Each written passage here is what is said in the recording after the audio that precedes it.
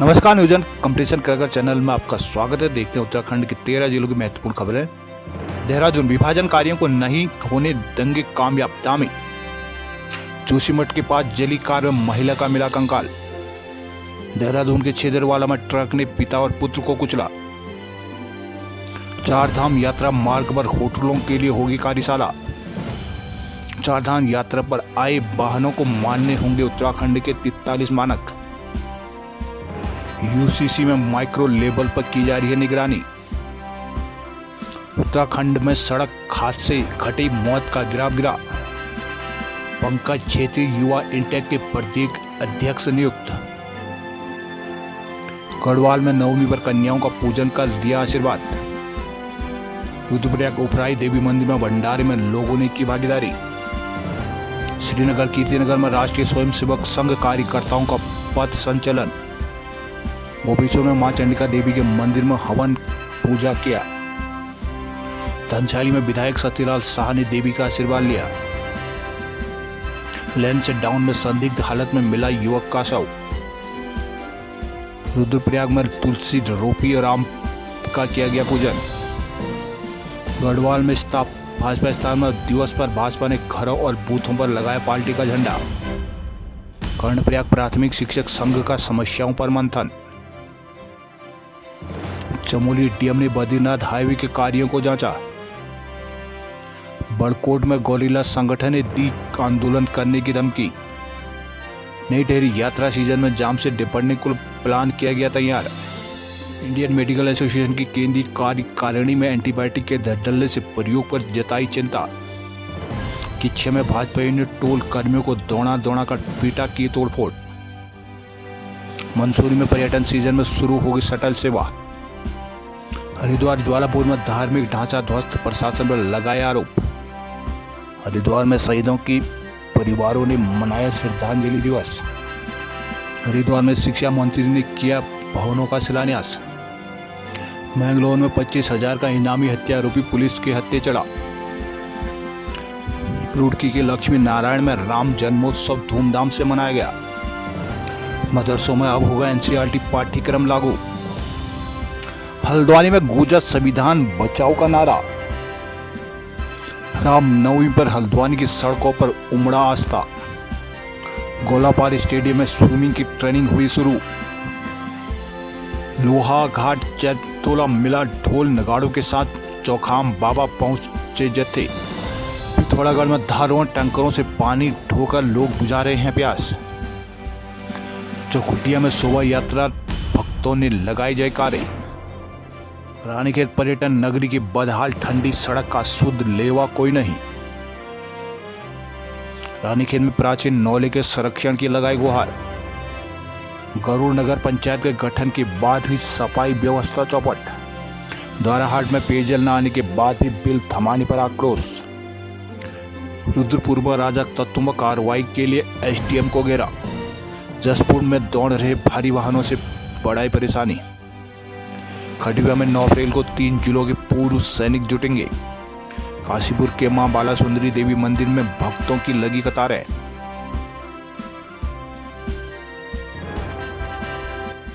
देहरादून जाति धर्म और क्षेत्र के नाम पर विभाजनकारी राजनीति करने वालों को मुख्यमंत्री पुष्कर सिंह धामी ने रविवार को कड़ी चेतावनी दी है। भाजपा के प्रदेश मुख्यालय में पार्टी की स्थापना दिवस समारोह में धामी ने 2 टूक कहा कि अपने जीते जी हुए ऐसे तत्वों को कामयाब नहीं होने देंगे। उन्होंने कहा कि उत्तराखंड का एक है और अडिग है।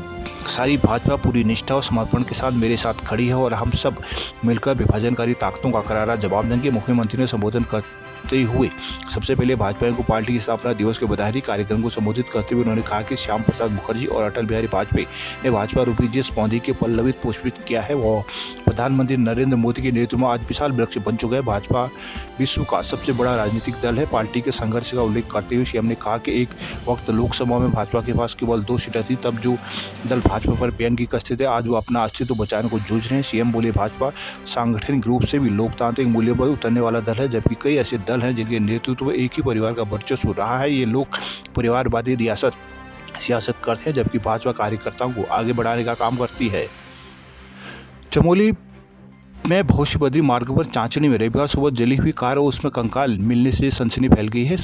कंकाल की शिनाख्त बेंगलुरु निवासी महिला के रूप में हुई है। पुलिस ने महिला के साथ रह रही व्यक्ति पर हत्या का केस दर्ज कर जांच शुरू कर दी है। जोशीमठ कोतवाल देवेंद्र सिंह रावत के अनुसार रविवार सुबह 7 बजे सुहाई गाँव के सौरभ नेगी ने सूचना दी कि चांचनी में एक जली हुई कार के अंदर कंकाल है। सीओ चमोली मदन सिंह बिष्ट ने जब पुलिस मौके पर पहुंची तो वाहन पूरी तरह से जला मिला, जिसके अंदर ड्राइवर की बगल सीट पर एक कंकाल मिला। शरीर का मांस पूरी तरह से ड्राइवर के बगल वाली जलने के बाद सिर्फ कंकाली बचा है। चेसिस और इंजन नंबर की पड़ताल पर पता चला कि वाहन कर्नाटक में पंजीकृत है। वाहन के जलने के कारण की पड़ताल की जा रही है। पुलिस ने शव पोस्टमार्टम को भेज दिया गया है। ग्रामीणों ने पुलिस को बताया कि वाहन कई दिनों से जोशीमठ क्षेत्र में घूम रहा था। वाहन में एक पुरुष और एक महिला को देखा गया था। जांच में पता चला कि बेंगलुरु निवासी 55 वर्षीय श्वेता सेनापति और संतोष सेनापति 3.5 महीने से जोशीमठ के ढाक में एक होम स्टे में ठहरे थे। दोनों खुद को भाई बहन बताकर रह रहे थे। होम स्टे में हुई ऑनलाइन ट्रांजैक्शन के आधार पर पुलिस ने बैंक डिटेल खंगाली तो खाते से काफी लेन देन का पता चला है। शनिवार शाम को दोनों कार से भविष्य बद्री दर्शन करने गए थे। कुछ ग्रामीणों ने वाहन के रेंगी गांव के पास देखा था, जहां से कुछ दूरी पर ही शुक्रवार सुबह कार जली देखी गई। पुलिस महिला के शव को श्वेता सेनापति का मानकर चल रही है, जबकि फरार संदिग्ध संतोष के विरुद्ध हत्या का केस दर्ज कर उसकी तलाश कर रही है।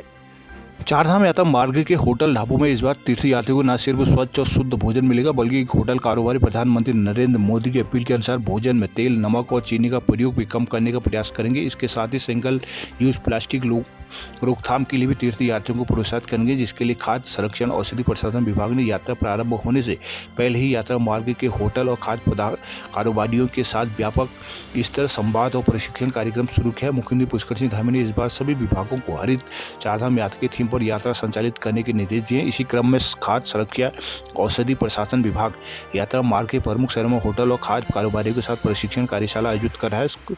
आयुक्त खाद्य सुरक्षा एवं औषधि प्रशासन डॉक्टर आर राजेश कुमार ने बताया कि इन कार्यशालाओं में होटल कारोबारियों से अपने भोजन में तेल, नमक और चीनी का उपयोग कम करने की अपील की जा रही है, जिससे खासकर मधुमेह और उच्च रक्तचाप की समस्याओं से पीड़ित यात्रियों को सुविधा रहेगी। ईट राइट अभियान के क्रम में होटलों को खाद्य तेल को 3 बार से अधिक इस्तेमाल करने के बजाय उसे बायोफ्यूल बनाने के लिए उपलब्ध कराने के लिए कहा जा रहा है।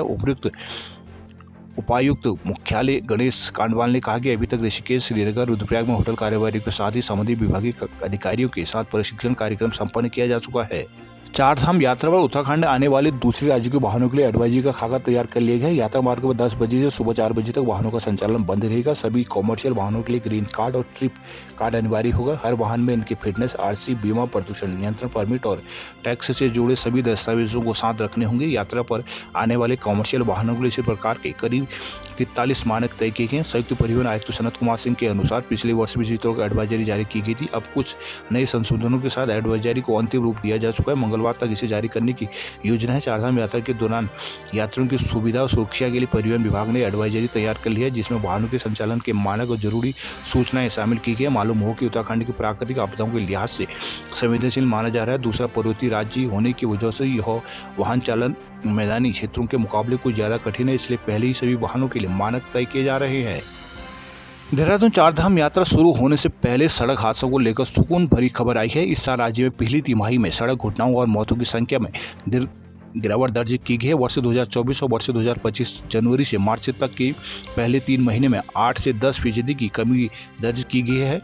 परिवहन विभाग की असली चुनौती अब 3 अप्रैल से शुरू होगी, जब चारधाम यात्रा शुरू हो जाएगी। सभी जिलों से परिवहन मुख्यालय को प्राप्त रिपोर्ट के अनुसार सड़क हादसों में होने वाली मौतों पिछले साल के मुकाबले कम हुई है। हालांकि हादसों में घायल होने वालों की संख्या में इजाफा पाया गया है। पिछले साल पहली तिमाही में जहां विभिन्न हादसों में 328 लोग घायल हुए थे, इस साल यह संख्या 394 पहुंच गई है। संपर्क करने पर संयुक्त परिवहन आयुक्तों ने कहा कि चारधाम यात्रा मार्ग के साथ ही राज्य के सभी क्षेत्रों में यातायात नियमों का सख्ती से पालन सुनिश्चित कराया जा रहा है। अधिकारियों को निर्देश दिया गया है कि कॉमर्शियल और निजी वाहनों की फिटनेस, प्रदूषण के साथ ही ओवर स्पीड, ओवर लोडिंग की सतत जांच की जाए। साथ ही विशेष कॉमर्शियल वाहनों के ड्राइवरों के लाइसेंस और दक्षता की जाँच पर भी विशेष फोकस रखा जाए।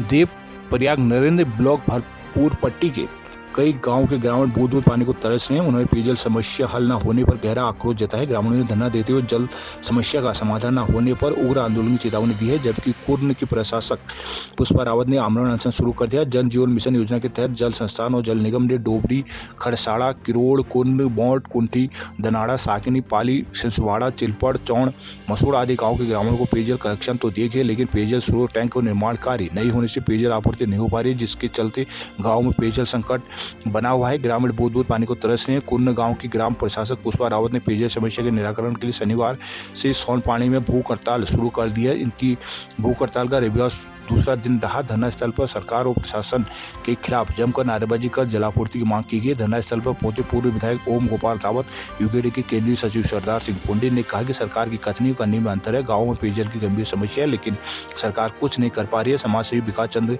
हरियाल ने कहा कि JJM योजना में बड़ा भ्रष्टाचार किया गया है। प्रभावित गाँव के लिए गंगा बह रही है, लेकिन ग्रामीण प्यासे। जल निगम के EE दौलत राम बेलवाल, जल संस्थान के EE नरेश पाल सिंह ने धरना स्थल पर पहुंचकर समस्या के जल्द निराकरण का भरोसा दिया है।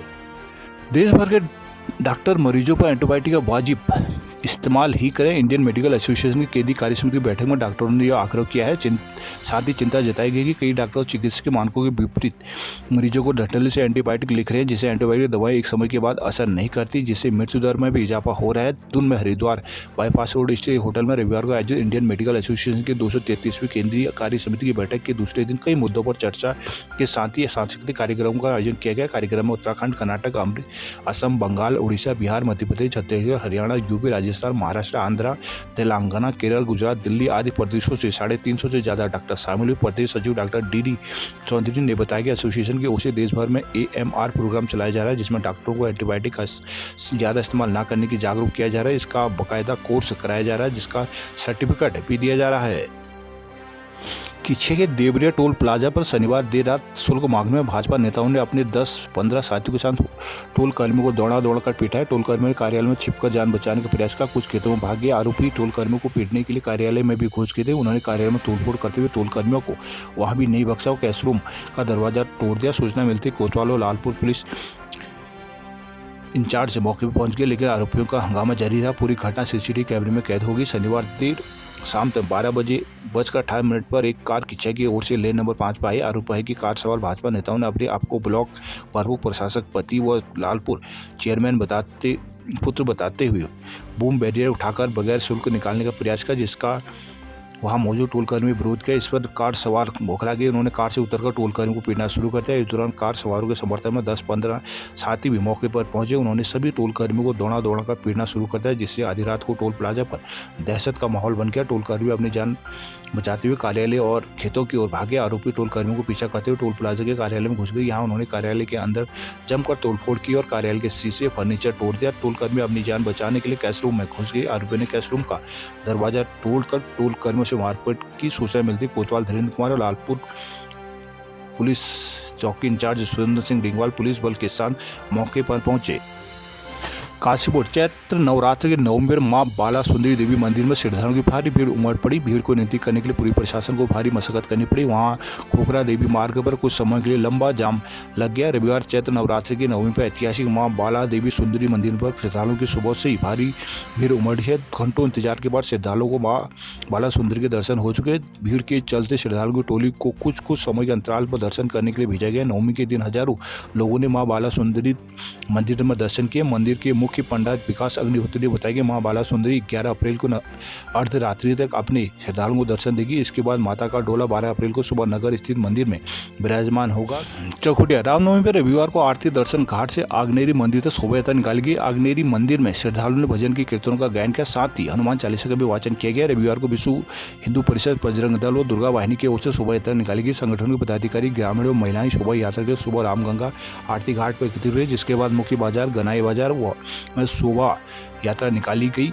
जय श्री राम के उद्घोष और भजन कीर्तनों का गायन करते हुए शोभा यात्रा में मां अग्नेरी मंदिर पहुंची। मंदिर परिषद के कीर्तन भजनों के साथ हनुमान चालीसा पाठ का भी वाचन किया गया, साथ ही भंडारा भी लगा। यहाँ नगर पंचायत अध्यक्ष रेवती देवी, पूर्व विधायक महेश नेगी, मेला समिति अध्यक्ष दयाल मेहरा, चंद्रा कोहली, लोकेश जोशी, गोपाल जोशी, रितेश किरोला आदि शामिल रहे। पिथौरागढ़ सीमांत में गर्मी की शुरुआत के साथ ही पानी की समस्या से लोगों को जूझना पड़ रहा है। डीडीहाट से लेकर गंगोली घाट तक लोगों को या फिर गांव में रहने वाले लोग पानी के लिए प्राकृतिक स्रोतों की दौड़ लगाने को मजबूर हैं। 2 से 3 किलोमीटर दूर से लोग पानी ढोकर घर तक पहुंचा रहे हैं, तब कहीं जाकर उनकी प्यास बुझ रही है। नलों में पर्याप्त पानी न आने से लोगों में आक्रोश व्याप्त है। डीडीआर शहर में रहने वाले 15,000 से अधिक आबादी को प्यास बुझाने को रोजाना 1.75 MLD पानी की आवश्यकता होती है, लेकिन वर्तमान में थल पेयजल योजना से 1.3 MLD पानी मिल पा रहा है। पेयजल आपूर्ति होने से शहर के सभी वार्डों में पानी का संकट खड़ा हो गया। स्थिति यह है कि आमजन के घरों में लगे नलों में 3-3 दिन के अंतराल में पानी टपक रहा है। ऐसे में लोग हैंडपंप और प्राकृतिक स्रोतों से पानी भरकर अपना गुजारा कर रहे हैं। स्थानीय लोगों का कहना है कि अभी तक ठीक से गर्मी शुरू भी नहीं हो पाई है और पानी के संकट से जूझना पड़ रहा है। उधर जल संस्थान के वरिष्ठ अभियंता प्रतीक चनियाल का कहना है कि थल पेयजल योजना में दिक्कत आने से डीडीहाट में पानी की सप्लाई प्राकृतिक स्रोत पर निर्भर रह गई है। टैंकरों के जरिए पानी की आपूर्ति कर लोगों को राहत दी जा रही है। हल्द्वानी डॉक्टर भीमराव अंबेडकर जन्म दिवस समारोह समिति ने रविवार को हल्द्वानी में संविधान जागरूकता रैली निकाली। ऊंचा पुल से शुरू हुई रैली काला ढूंगा चौराहा, आइडियल गेट, पंचचक्की चौराहा होते हुए डॉक्टर अंबेडकर पार्क, दम्मा ढूंगा तक निकली। इस मौके पर संविधान की उद्देशिका का पाठ कर इसे बचाने का संकल्प लिया गया। जागरूकता रैली से पहले ऊंचा पुल में आयोजित सभा में वक्ताओं ने कहा कि डॉक्टर अंबेडकर का जीवन संघर्ष, समर्पण और संविधान निर्माण में योगदान आज भी हमें प्रेरणा देता है। कहा कि आज के दौर में संविधान की मूल भावना को बदलने की कोशिश की जा रही है, जिससे वंचित समाज की हक कमजोर होते जा रहे हैं, जिसके लिए संविधान को बचाने का संकल्प लिया गया। समिति के सदस्य दीपक चनियाल ने संविधान की उद्देशिका का वाचन लोगों को कराया। मूल निवासी संघ के जिलाध्यक्ष आरपी कंगुला ने लीला झंडा दिखाकर रैली को रवाना किया। रैली में शामिल युवा हाथों में संविधान के प्रति तख्तियां और बैनर तले संविधान को बचाने के लिए नारे लगाते रहे। कार्यक्रम का समापन डॉक्टर अंबेडकर पार्क, दम्मा ढूंगा में बाबा साहब की प्रतिमा में माल्यार्पण एवं पुष्पांजलि अर्पण कर किया गया। देहरादून जमीन बेचने के नाम पर एक कंपनी के साथ मिलकर आरोपी ने 17 से अधिक लोगों के साथ धोखाधड़ी कर दी है। मामला राजस्व विभाग के SIT स्पेशल इन्वेस्टिगेशन टीम के पास पहुंचा तो सामने आया जो जमीनें बेची गई वो बेचने वालों की थी ही नहीं। 2 अलग-अलग शिकायतों के आधार पर SIT की संस्कृति पर था। रायपुर थाना पुलिस ने 3 लोगों के खिलाफ मुकदमा दर्ज किया। मामले में जाँच की जा रही है। रायपुर थाना अध्यक्ष प्रदीप नेगी ने बताया कि राजस्व विभाग की SIT ने इस मामले में जाँच की है। SIT को पहले मयूर विहार दिल्ली के रहने वाली रश्मि जुनेजा, गुलशन जुनेजा आदि ने शिकायत की थी। बताया कि उन्होंने पिछले साल अक्टूबर में रायपुर क्षेत्र के औली रोड पर आशु शर्मा और अंजलि शर्मा से करीब 5 बीघा जमीन खरीदी। उन्होंने इस जमीनों पर कब्जा नहीं दिया। इस संबंध में SIT ने पहले भी मुकदमे के लिए थाने को पत्र लिखा था। अब इसी जमीन को खरीदने के संबंध में डालनवाला निवासी शोभाराम रथुड़ी, गाजियाबाद के वसुंधरा निवासी सविता रथुड़ी और रिंग रोड लाटपुर के रहने वाली विजय लक्ष्मी नौटियाल ने SIT को शिकायत की है कि उनके साथ भी धोखाधड़ी का पुराना तरीका अपनाया गया है। उन्हें जमीन बेची गई और बैनामा भी नहीं किया गया, लेकिन जब कब्जा लेने पहुंचे तो पता चला कि जमीन वह नहीं है जो उन्हें बेची गई थी।